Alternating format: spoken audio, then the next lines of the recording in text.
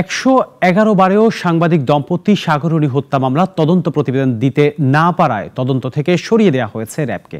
দায়িত্ব দেওয়া হয় স্বরাষ্ট্র মন্ত্রণালয়ের 3 সদস্যের টাস্কফোর্সকে। 6 মাসের মধ্যে তদন্ত প্রতিবেদন দাখিলের নির্দেশ দিয়েছেন হাইকোর্ট। এমন আদেশে আশাবাদী সাগররণীর পরিবার।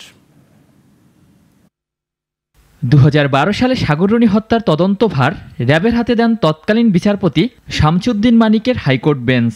কোনো অভিজ্ঞতা না থাকার পরেও মামলাটি গত 1 যুগ কুক্ষিগত করে রাখে সংস্থাটি। ডিএনএ রিপোর্ট সহ বিভিন্ন অজুহাত দেখিয়ে বারবার সময় নেয় র্যাব। সোমবার রাষ্ট্রপক্ষ মামলাটির তদন্তভার থেকে র্যাবকে সরাতে আবেদন করে হাইকোর্টে। শুনানিতে হাইকোর্ট বলেন, দীর্ঘ 12 বছরেও তদন্ত শেষ না হওয়া দুঃখজনক। সবার মতো হাইকোর্টও ন্যায় বিচার দেখতে চায়। এতে করে প্রমাণ হবে কেউ আইনের ঊর্ধ্বে নয়।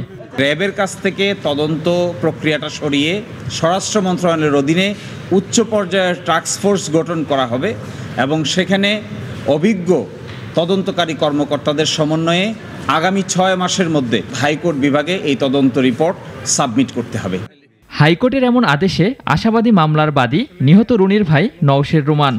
এখন নতুন আশা দেখছি এবং আসলে স্পেসিফিক কোনো বাহিনীকে না দিয়ে বিশেষ করে র্যাবকে যে বাদ দেওয়া হলো, এটা আমরা খুবই খুশি। কারণ আসলে র্যাব শুরু থেকেই তদন্তের কিছুই করেননি। তারা প্রথম দিকে আসলে আমাদের প্রেশারাইজ করেছে এবং পরবর্তীতে তারা আসলে মামলা নিয়ে কোনো কাজই করেনি। তবে রাষ্ট্রপক্ষ বলছে, সাগররণী হত্যা মামলার তদন্ত র্যাবকে দিতে রিট করা হয়েছিল অসৎ উদ্দেশ্যে। র্যাপিড অ্যাকশন ব্যাটালিয়ন হচ্ছে একটি অপারেশনাল ফোর্স। তারা এনফোর্সমেন্টের কাজ করতে পারে, কিন্তু তারা তদন্তের কাজ করার জন্য মোটেই ইকুইপড ছিল না। এবং এই বিষয়টি নিয়ে কখনোই আমাদের আদালতেও এসে বলা হয়নি যে র্যাব এই মামলাটি তদন্ত করতে পারবে না। গত 12 বছর ধরে এভাবেই মামলাটা ঝুলেছিল। আদালতের এই আদেশে আগামী 15 অক্টোবর আলোচিত হত্যা মামলার তদন্ত প্রতিবেদন দাখিল করতে হবে না র্যাবকে। ওয়ালিউল রনি, নাগরিক, ঢাকা। 250-টিরও বেশি ডিজাইন অপশন নিয়ে ওয়ালটন স্মার্ট ফ্রিজ বোঝে আপনার প্রয়োজন।